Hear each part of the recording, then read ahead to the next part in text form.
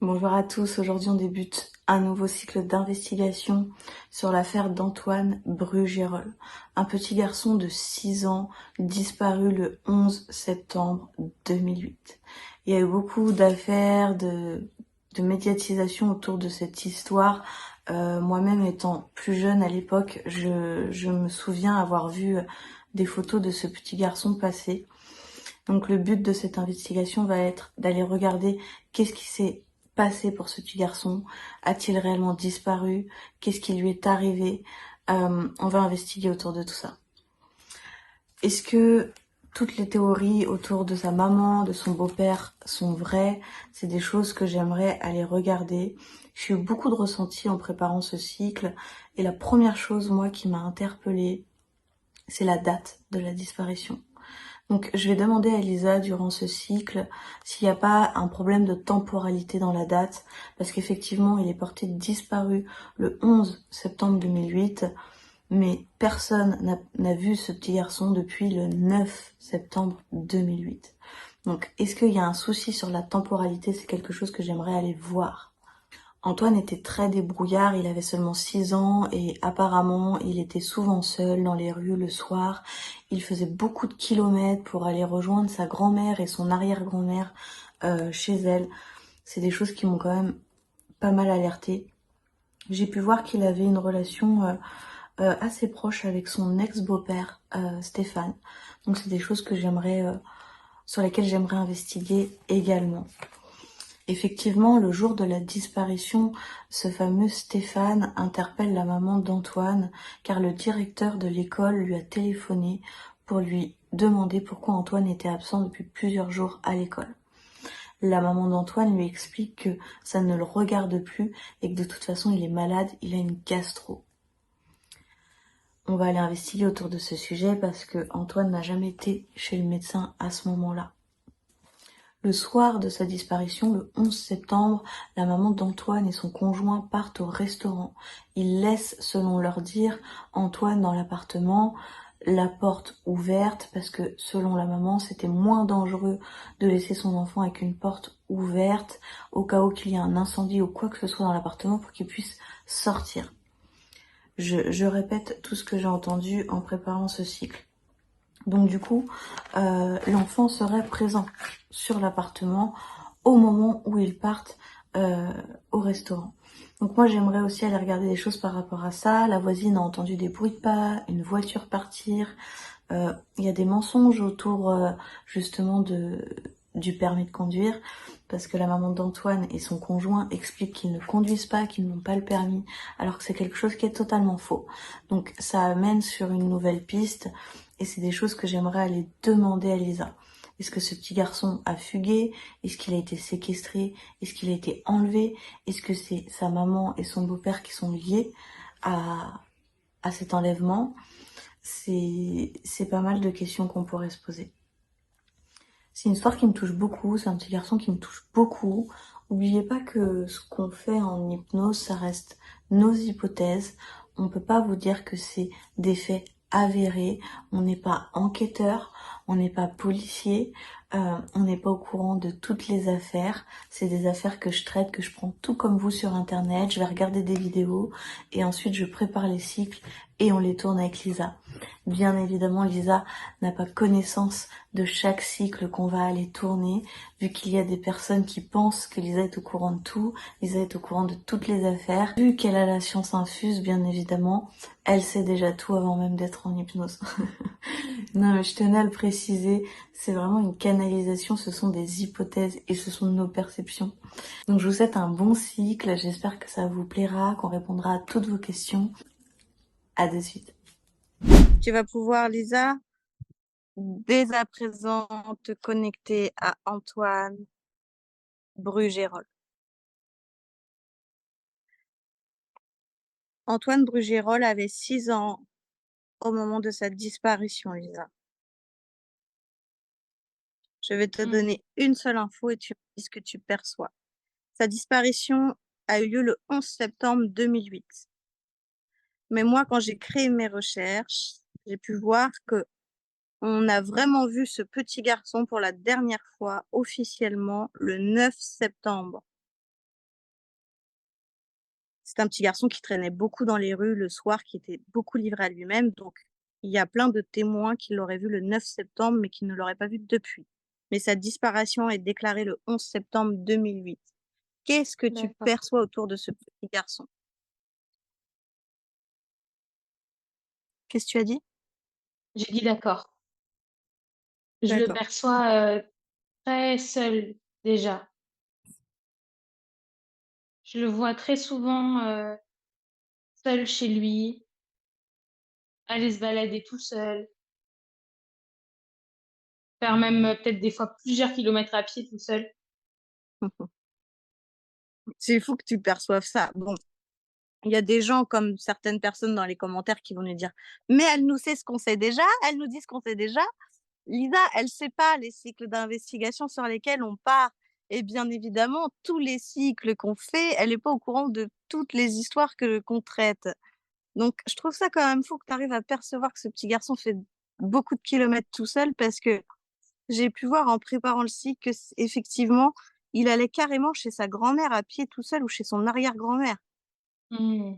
Alors qu'il a 6 ans. Il est découvert tout seul dans les rues le soir alors qu'il a 6 ans. Je trouvais Mmh. ça aberrant. Mais du coup, c'est fou que tu vois ça. Donc oui, c'est des faits qu'on a déjà, c'est des choses qu'on sait déjà, mais Lisa, quand elle canalise sur un sujet, ça, c'est des choses qu'elle ne sait pas en amont. C'est pas elle qui a préparé le cycle. Donc c'est intéressant et je tenais à mettre, désolée Lisa de te couper, à Non, mettre pas de le doigt souci. là-dessus. OK, donc tu le vois se promener tout seul, aller tout seul. Est-ce que du coup, ça serait une histoire d'enlèvement, de fugue ou est-ce que, il y a une autre histoire derrière tout ça? Non, je pense pas qu'il y ait de fugue. Je perçois un environnement assez Mmh. particulier chez lui quand même. Je vois beaucoup de Mmh. noirceur. En termes de subtil, la mémoire des murs, elle est assez catastrophique. Je vois beaucoup de portails qui laissent passer les interférences, les entités. Donc je pense que même le couple de parents, je le vois très noir, surtout lui, dans une sorte de nuage noir en fait. Mmh. Le couple, c'est ses parents ou c'est ses beaux-parents? Qui s'occupe de lui? Donc ça, c'est Il y a pareil, c'est une info qu'on a, mais Lisa, elle ne sa sait mère, pas, donc voilà. sa mère sûre. Et l'autre homme, je pense pas que ce soit son père biologique, mais je pense qu'il est dans la vie d'Antoine depuis un moment. Ou peut-être son beau-père pour le coup.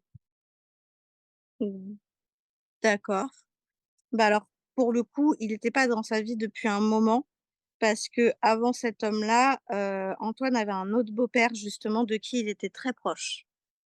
Un D'accord, homme gentil, un homme aimant et elle a fini par se séparer de cet homme, la maman et se mettre avec Sébastien. Donc Sébastien, c'est le nouveau beau-père d'Antoine. d'accord, ok. Après, je te dis nouveau beau-père, je n'ai pas, les années exactes, hein. Je sais pas si elle est restée 1 an avec lui avant la disparition ou quelques mois, je préfère le préciser. Ouais, moi, OK, je pense donc tu qu'il l'a rencontré même avant qu'ils se mettent ensemble, en fait. mmh, d'accord, OK. Est-ce que tu perçois un événement important qui se serait déroulé avant le 11 septembre concernant sa disparition? Ou est-ce que le 11 septembre est la bonne date? J'ai le 10 qui résonne. D'accord. Comme L'école, si le le 11 début de septembre l'histoire, comme si le début mmh, commençait le 10. d'accord. Le 11 septembre, le jeudi 11 septembre 2008, Stéphane interpelle Alexandrine, donc la maman d'Antoine, et Stéphane est l'ex-beau-papa, car le directeur de l'école lui a téléphoné pour dire à Stéphane qu'il y avait trop d'absences à répétition concernant Antoine. Bien évidemment, Alexandrine rembarque Stéphane en lui disant que ça ne le regarde plus Hmm. et qu'il avait une gastro. Est-ce qu'il avait vraiment une gastro, ce petit garçon? Non. Parce qu'il y a eu aucun passage chez le médecin. Non, je le vois vomir 2, 3 fois, mais plus par le stress de son environnement. Et je vois Mhm. aussi je me trompe peut-être, hein, mais comme un état second du couple faisant qu'ils n'emmènent pas leur fils, enfin le fils à l'école. Tu vois, comme D'accord. si c'était toujours comme ce nuage que je voyais prenait de plus en plus de place. Peut-être des addictions à des Mhm. médicaments ou ce genre de choses. Mais en tout cas, c'est vraiment, je pense pas que ce soit de l'alcool parce que ça crée un brouillard qui est beaucoup plus Ok, dense concentre-toi et sur ces différent de addictions. l'alcool. Concentre-toi sur ces addictions, Lisa. Hmm, Tu regardes tout ça, tu observes l'environnement, tout ce que tu peux percevoir sur les addictions. hmm, hmm. Il est dit que ce soir-là, le jour de l'enlèvement, sa maman aurait été au restaurant avec Sébastien et qu'ils auraient laissé Antoine dans l'appartement, la porte ouverte, parce que du coup, selon elle, fermer la porte l'aurait peut-être mis en danger s'il y aurait eu un souci à l'intérieur de l'appartement. Et du coup, elle lui laissait la porte ouverte au cas où qu'il puisse sortir en urgence, etc. Est-ce qu'ils sont vraiment allés au restaurant? Est-ce que tu perçois ce qui s'est passé pour Antoine pendant l'absence de ses parents?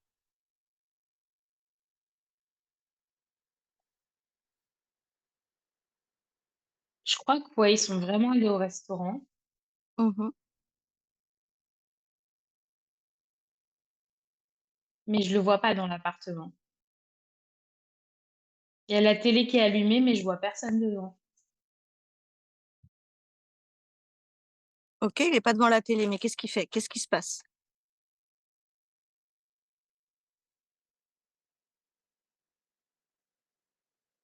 Il est pas là du tout. Il est où? Est-ce qu'il a déjà...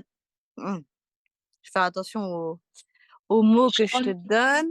je crois Est-ce... que on revient sur le 10, comme Oui, si le 11 était un alibi.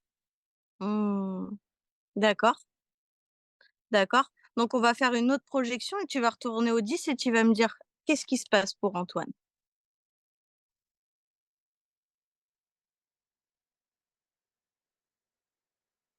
Il se passe beaucoup de choses.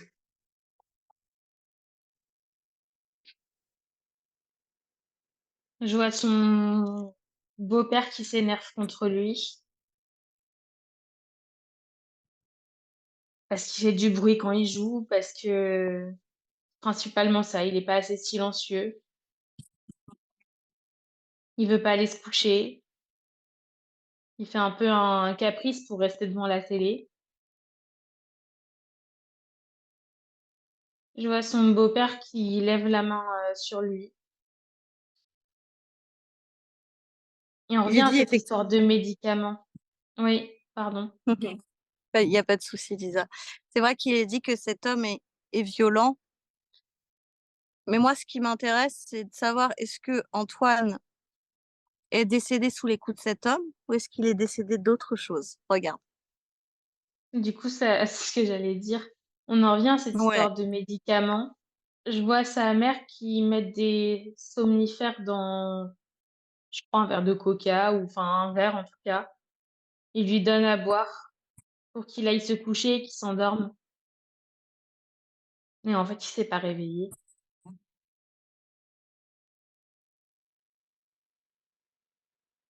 Ok.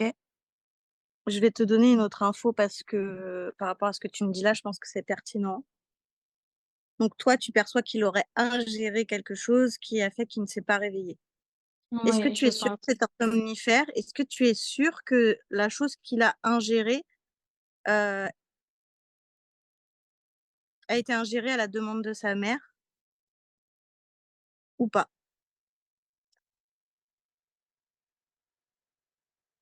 Bah, en fait, je vois sur la table de la cuisine où ça l'a mangé, je vois plein de sachets de comprimés.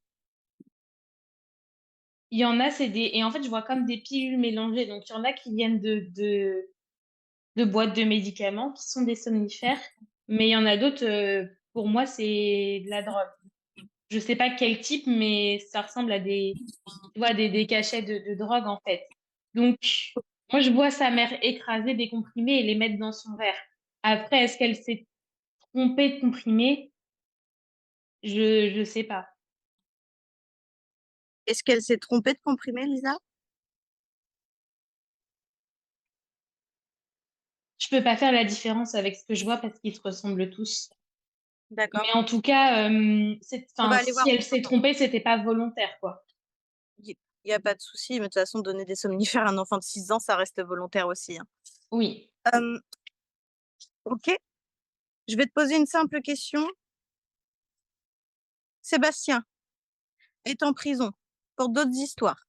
La disparition d'Antoine se fait, Sébastien est arrêté pour plein d'autres choses parce que c'est un homme qui a énormément de choses à se reprocher. Il serait dit qu'en prison, Sébastien, lors d'une émission sur la disparition de la petite Fiona, aurait dit à son codétenu que Antoine aurait mangé une boulette d'héroïne et qu'il serait mort d'une overdose. Et que du coup, avec sa compagne, il serait allé enterrer Antoine dans une colline en bordure d'Issoire. Hmm. Comment ça résonne? Ça résonne sans raisonner. C'est très bizarre. C'est comme si il n'avait pas complètement conscience du moment parce que lui il était sous l'emprise de drogue. Et donc, du coup, son esprit n'a pas les idées hyper claires non plus dans les souvenirs qu'il a. Est-ce que toi, tu Moi, peux, comme je le te vois pas, je connecter au vois, moment sans lui demander à lui, sans te connecter à lui directement? oui. Moi, je vois pas Antoine, en tout cas, prendre une boulette et la manger comme ça, pas du tout. C'est pas lui qui aurait mangé ça quand ses parents sont partis au restaurant ou autre. En gros, ça a été donné. Ok. Hmm. Et je vois que ce truc de somnifère, alors, c'était toujours à assez petite dose, même si c'est ce qu'on disait, un somnifère sur un enfant de 6 ans, c'est pas anodin. Mais c'est pas la première fois que ça arrivait. Depuis que sa mère était avec cet homme-là, ça arrivait quand même assez souvent. D'accord. Il est précisé lors de l'enquête que cette femme aurait acheté plein de sacs poubelles de 100 litres, donc des gros sacs poubelles qui n'auraient jamais été retrouvés, jusqu'à ce que l'enquête aille jusque dans les décharges. Les sacs de 100 litres n'ont pas été retrouvés. Est-ce que c'était prévu? Est-ce que c'était après le décès de son enfant? Est-ce que c'est en lien avec cette disparition? Ouais, elle s'est débarrassée d'affaires. Pourquoi? De vêtements où pouvait avoir la trace de d'ADN Pourquoi? pour pas qu'on les accuse. Ça reste son fils, donc les vêtements de son fils sont censés être chez elle. Mais elle veut pas qu'on les accuse d'avoir fait du mal à son fils. Mhm. Justement, il y a une histoire de pyjama, une histoire d'ADN, un pyjama sur lequel l'ADN de son fils n'a absolument pas été retrouvé. Donc, c'est ça qui a porté à suspicion parce que c'est son fils, mais le pyjama qui est présent ne porte même pas l'ADN de son fils. Donc, c'est plein de Hmm. petites choses comme ça qui ont créé des pistes autour de ce couple. Et ce couple explique à la gendarmerie qu'ils ne savent pas conduire, alors que tous les deux savent conduire.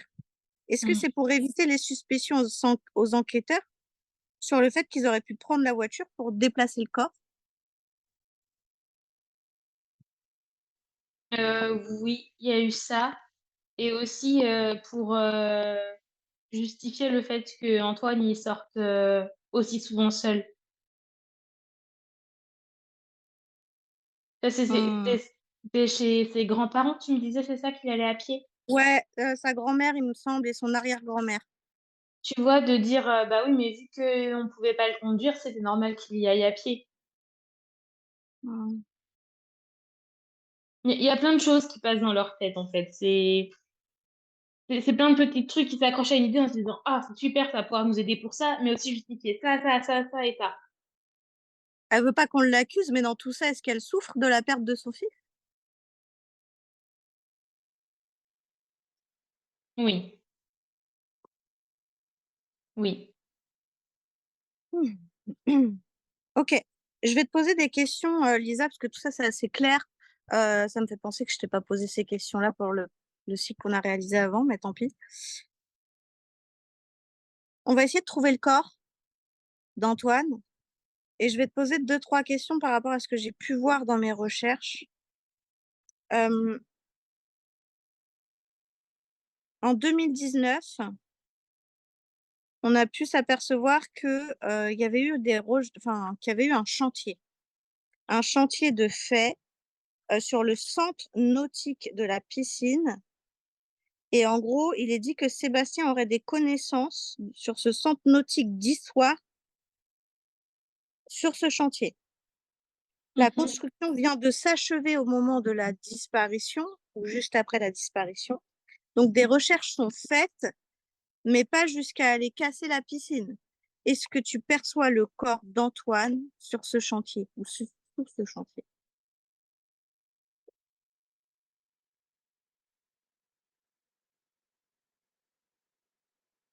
Là, je vois une mini pelle qui est en rapport.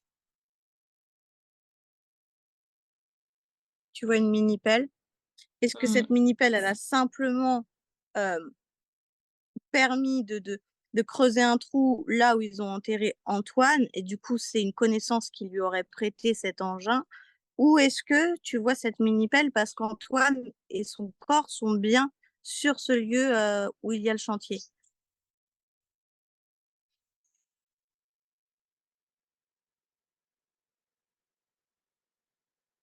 Déjà, je crois pas qu'il y ait quelqu'un qui les ait aidés plus que ça. D'accord. Après, on peut ne pas les aider, hein. Tu peux très bien avoir des très bonnes Oui, connaissances. Mon conjoint, demain, il demande à son patron, est-ce que tu peux me prêter cet engin-là?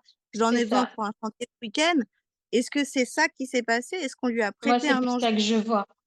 Ouais. Hmm. Mais le Je corps vois ne pas serait pas de sur ce chantier. troisième personne. Je suis pas sûre. Pas très loin, mais je suis pas sûre que ça soit là.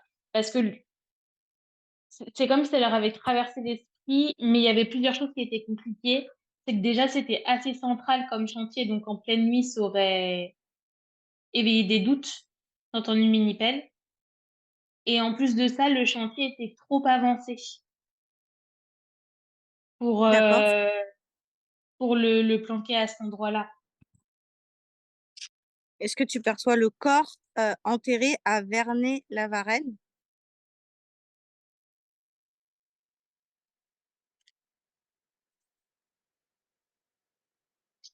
Hum, le V, ça résonne, ouais.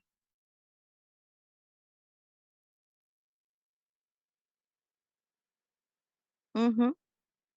Et je le vois enterré assez profond pour le coup. Et comment ça se fait que, comme tu dis, personne n'a entendu cet Cette engin? mini-pelle, parce que c'était assez excentré. Ils l'ont fait tous les deux? Est-ce que ils ont enterré Antoine tous les deux ou est-ce que c'est seulement lui ou seulement elle? Je les vois tous les deux côte à côte, mais c'est son beau-père qui l'enterre et sa mère, elle pleure à côté. Ok. Elle pleure beaucoup. En fait, elle oscille entre les pleurs et l'état de sidération, quoi.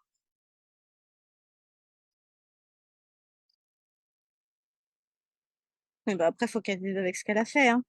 Euh, est-ce que, je voulais te poser une question, ça m'a un peu perturbée.